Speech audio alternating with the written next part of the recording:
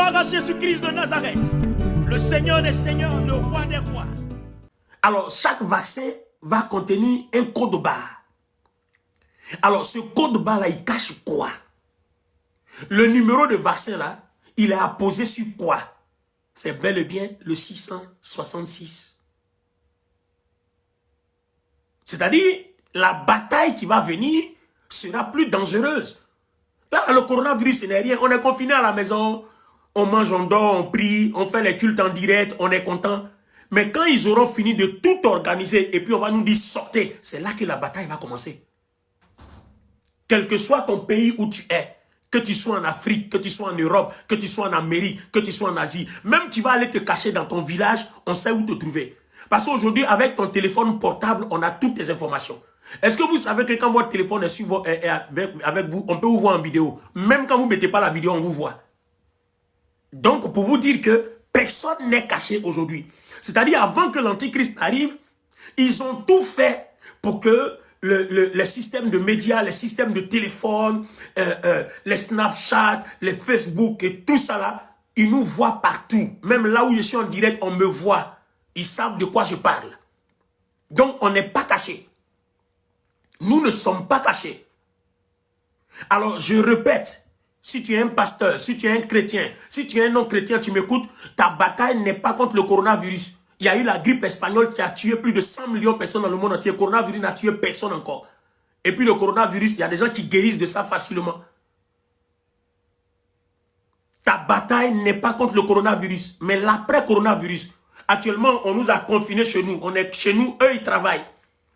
Quand ils vont finir de travailler maintenant, il va falloir que derrière le coronavirus, leur nouvel ordre mondial puisse s'installer. Il faut que toi, dans ta pensée, tu l'acceptes. Aujourd'hui, là, c'est les voisins qui vont venir dénoncer les autres voisins.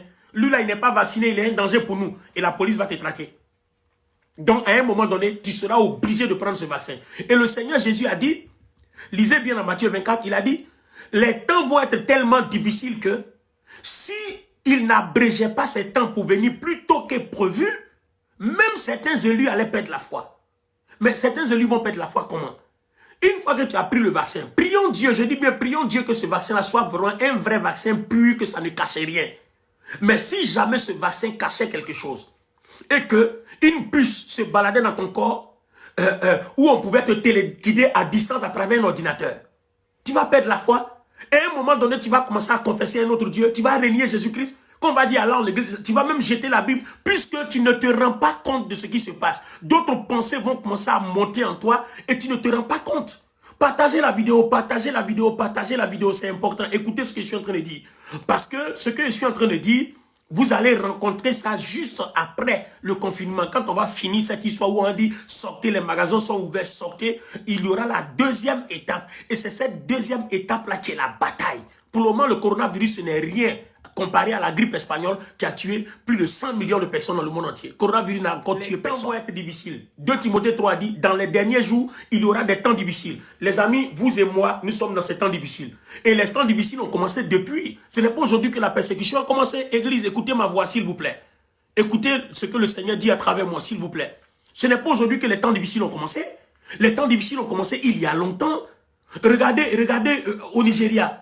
Les gens qu'on a tués, éventrés, des gens qu'on a égorgés, tout ça, c'était sous nos yeux. Mais on ne savait pas que ça allait arriver chez nous.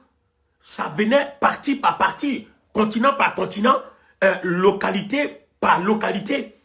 Regardez dernièrement en Inde, des femmes enceintes qu'on a éventrées, on a enlevé leurs enfants. Tout simplement parce qu'ils ont Jésus-Christ. On va vous demander de renier Jésus-Christ. Et ça va commencer par cette histoire de vaccination. Parce que les gouvernements vont imposer la vaccination. Et déjà, l'OMS en parle déjà. Il faut que tout le monde entier soit vacciné. Bien, si l'OMS qui surveille notre santé dit, il faut que tout le monde se vaccine.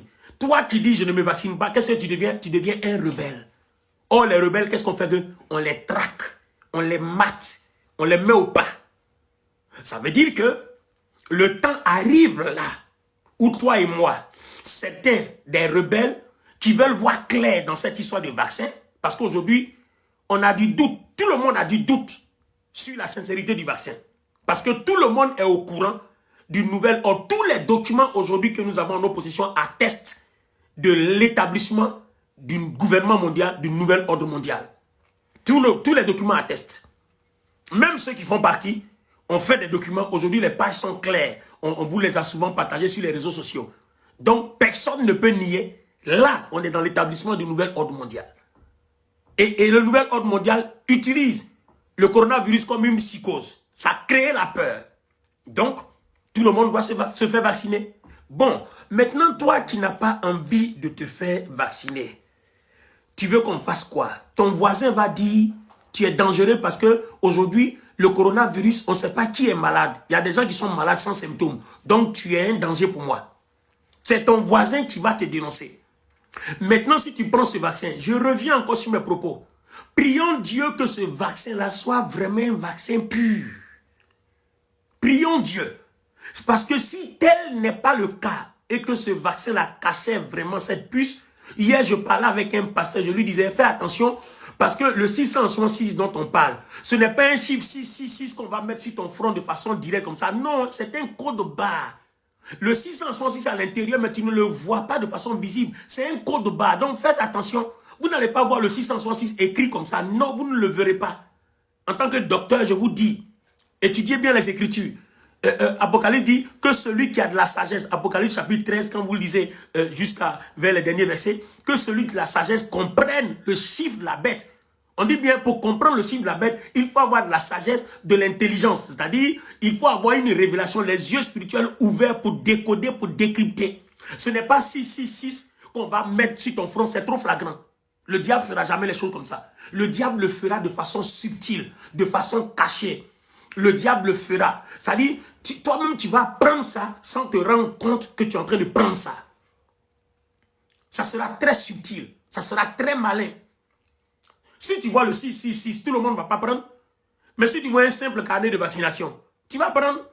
Mais dans le carnet de vaccination, il y a un code barre. Et ce code barre-là, si on le décrypte, là, ça cache quoi? Voilà le problème. Donc, chacun aura un numéro. Tous les vaccinés auront un numéro. Toute personne vaccinée aura un numéro. Que tu sois en Afrique, je parlais à un de nos vieux pères, il a dit que lui, il va quitter le pays où il est actuellement pour aller se cacher au village. J'ai dit, mais tu vas quitter pour aller te cacher au village. Le temps même, les avions que tu vas prendre jusqu'à ce que tu arrives là, on est au courant, on sait où tu es. Aujourd'hui, plus personne ne peut se cacher. Tout est à découvert. Chacun aura son numéro de vaccination. Tu veux payer un billet d'avion, on va te demander soit ton carnet. Si tu n'as pas le carnet à la maison, donne-nous le numéro. Si tu as ton carnet, ils vont scanner le code barre. Quand on scanne le code barre, toute ton identité, brrr, ça sort.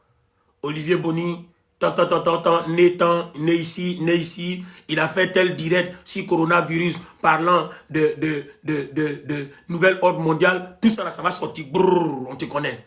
Tout apparaît là. Vous voyez? Et si tu n'as pas le code barre, on va demander ton numéro. Tu vas donner ton numéro de vaccination. Quand on va taper, toute ton identité va sortir. Aujourd'hui, prenez tous les passeports. Tous les passeports ont une puce. Quand tu arrives net, quand on scanne ton passeport, c'est comme si on a pris tes empreintes. Tout sort. C'est la même chose. Seulement que la puce qui serait susceptible d'être cachée dans ce vaccin-là serait comme un petit grain de sable, un petit grain de sel. Comme un petit grain de sucre. Mais c'est un programme. On peut manipuler ça à l'ordinateur à distance. Alors, je parle à un enfant de Dieu. Ton combat, j'ai vu des gens prier, faisons des chaînes de prière pour que le coronavirus disparaisse. S'il vous plaît, en tant que docteur des Écritures, je vous demande pardon. Il y a des choses que Dieu même a déjà préétablies. C'est déjà écrit. Vos prières ne pourront rien. Si vous savez prier, pour vaincre le coronavirus, aidez-moi à prier pour vaincre le cancer. Parce qu'actuellement, j'ai des parents qui sont cancéreux, qui sont en train de mourir de cancer. J'ai des fidèles qui ont des cancers, j'ai besoin de les sauver. Et depuis je jeûne, je prie pour ça. Vous voyez? Ça veut dire que notre problème, si on se bat contre le coronavirus, battons-nous contre toutes les maladies à la même hauteur. La façon dont on jeûne contre le corona, jeûnons contre le cancer, jeûnons contre le diabète, jeûnons contre le sida, jeûnons contre la peste, jeûnons contre le choléra, jeûnons contre toutes ces maladies. Faisons attention, ouvrons nos yeux. Le Seigneur est très proche. Que celui qui n'a pas encore donné sa vie à Jésus-Christ, commence à réfléchir sincèrement. Regardez, on a joué avec notre vie. Les gens étaient à l'église. On a passé notre temps. On veut voiture. Seigneur, on veut maison. Seigneur, on veut mariage. Seigneur, on veut enfant. Et beaucoup de personnes ont boudé Dieu parce que soi-disant, il n'y avait pas de mariage, il n'y avait pas de voiture, il n'y avait pas de maison. Dites-moi, aujourd'hui là, tout n'est pas vanité. Les amis, aujourd'hui où je vous parle là, j'ai une des plus belles voitures du monde. Mais c'est garé depuis une semaine. Je ne peux même pas descendre pour aller ouvrir ma voiture parce que je suis confiné à la maison. Si je sors que la police me voit en bas de mon immeuble, je dois leur dire ce que je fais là. Et aller voir ma voiture n'est pas un argument. On me donnera une contravention de 135 €. Vous voyez? C'est-à-dire, courir après les choses de ce monde. Et puis un matin, on se retrouve que tout est vanité. On a couru, après le mariage, après l'enfant. D'autres même ont été découragés, déçus, parce qu'ils n'avaient rien de tout ça. Beaucoup même ont laissé tomber l'église, beaucoup ont laissé tomber Jésus-Christ, parce qu'ils n'ont pas été bénis. Mais aujourd'hui, là où on est en face de cette situation-là, les méga church, il n'y a plus grand pasteur, il n'y a plus petit pasteur, tout le monde est mélangé, on ne sait plus qui est qui. Ça veut dire que on arrivera à une phase, à un jour, à un moment donné où chacun sera en face de la situation. Chacun sera face à son destin. Et c'est ça le plus important. Pendant que tu passes ton temps à chercher la bénédiction, le Seigneur voudrait bien que tu passes ton temps à chercher le royaume et puis à garder sa parole. Hier, je parlais avec un pasteur aux États-Unis. Le pasteur me disait qu'il y a une soeur qui est fâchée. Pourquoi le Seigneur veut revenir maintenant? Parce qu'elle n'a pas encore vécu son mariage et puis le Seigneur va venir. Je lui ai dit, mais est-ce qu'elle est normale? Parce que même se marier là, le mariage ne garantit pas la joie. Parce qu'il y a des gens qui sont mariés qui ont des problèmes. Le mariage n'est pas une garantie de joie, le mariage n'est pas une garantie de paix. Tu peux te marier pensant que tu es en train de bien faire, alors que tu t'es marié aussi à la mauvaise personne. Donc tout ça aussi, ça crée des ennuis. Mais quand le Seigneur te prend que tu vas au ciel, tu as problème avec qui? Si tu t'es marié là, la Bible dit, le Seigneur Jésus l'a dit, de ceux qui seront mariés, il y a un qui partira et restera. Il dit, ce jour-là, la femme enceinte, malheur à la femme enceinte, parce que elle regrettera d'être tombée enceinte en face de l'épreuve. Quand le jour du Seigneur va sonner. Ça veut dire que se marier n'est pas une garantie, avoir un enfant n'est pas une garantie, c'est aller au ciel qui est une garantie, parce que tout ce que nous aurons acquis, on va l'abandonner. Par la grâce de Dieu, moi j'ai une des belles maisons en Côte d'Ivoire. Mourir dans où? Je ne peux même pas me rendre là-bas. Donc, à votre avis, ça sert à quoi? Vanité des vanités, tout est vanité. On a eu toutes ces choses-là, mais aujourd'hui, on ne peut plus s'en servir. Vous voyez un peu comment est le monde? On comprend pourquoi le Seigneur nous disait dans Marc 8, il dit, à quoi sert un homme de gagner le monde si un jour, c'est pour perdre son âme? Donc, on ne peut pas courir après le monde et puis laisser notre âme. Courons après le royaume pour notre âme et le Seigneur va mettre le monde à notre disposition. Voilà l'ordre des choses. Cherchez premièrement le royaume et le reste vous sera donné par-dessus tout. Si tu ne cherches pas le royaume, tu cherches le monde. Tu peux avoir le monde. D'ailleurs, j'ouvre une parenthèse pour dire à quelqu'un qui m'écoute que la richesse est la seule chose que tout le monde peut avoir sans Dieu, sans Jésus-Christ. Je vais faire un pacte. Je sacrifie tout de suite une partie de mon corps, je deviens milliardaire. Mais c'est que j'ai vendu mon âme. Je suis perdu là. Alors imaginez-vous, tous ceux qui l'ont fait aujourd'hui, pour avoir peut-être un grand ministère, ou bien pour drainer la foule, mais toute ta foule là, pour laquelle tu as donné ton âme, tu as vendu ton âme au diable, aujourd'hui elle est où? Aujourd'hui tu es assis chez toi, et c'est direct tu fais. Comme moi aussi, assis chez moi, je suis en train de faire un direct. Donc vous comprenez qu'en fait, la ruse du diable, à un moment donné, elle ne nous sert pas. On peut chercher notre gloire. Mais n'oubliez pas que le Seigneur nous interpelle à travers cette maladie-là. Hier, je parlais à une personne, je lui disais, le Seigneur Jésus est un bon Dieu. Il est un des dieux, un des vrais dieux. Ce Dieu-là, le seul vrai Dieu, pardon, ce Dieu-là, qui, avant de te tuer, va te dire, réponds-toi, sinon je vais te tuer. Vous voyez bien que le Seigneur a dit que l'enlèvement viendra. Mais avant que l'enlèvement n'arrive, regardez, il nous envoie le coronavirus. Il permet que cette maladie-là, il laisse faire. mais pour que ça nous interpelle, pour qu'on comprenne à quoi ça va ressembler l'enlèvement. Vous voyez? Quand la Bible dit à un moment donné, on ne pourra plus acheter ni manger. Mais on est à cette phase-là. Gloire à Jésus-Christ de Nazareth, le Seigneur des Seigneurs.